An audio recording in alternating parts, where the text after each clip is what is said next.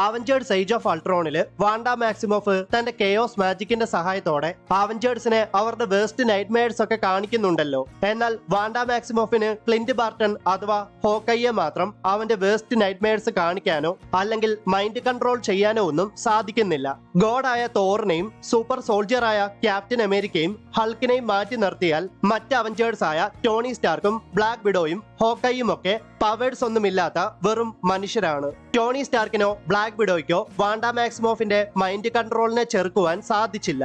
എന്നാൽ ഹോക്കൈ നിഷ്പ്രയാസം വാണ്ടയുടെ mind കൺട്രോളിനെ ചെറുക്കുകയും വാണ്ടയെ defeat ചെയ്യുകയും ചെയ്തു.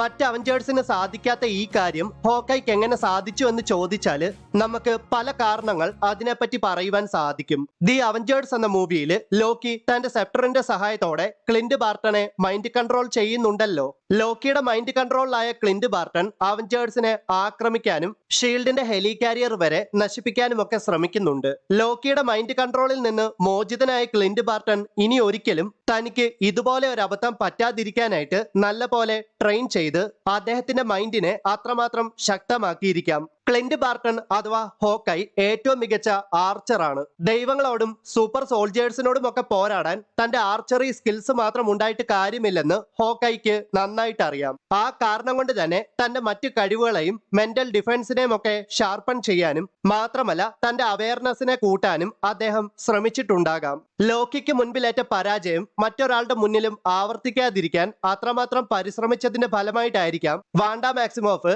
ഹോക്കൈയെ തന്റെ വേസ്റ്റ് നൈറ്റ്മെയർസ് കാണിക്കാനും മൈൻഡ് കൺട്രോൾ ചെയ്യാനും ഒക്കെ ശ്രമിച്ചപ്പോൾ ഹോക്കൈ നിഷ്പ്രയാസം അവളെ ഡിഫീറ്റ് ചെയ്തത്.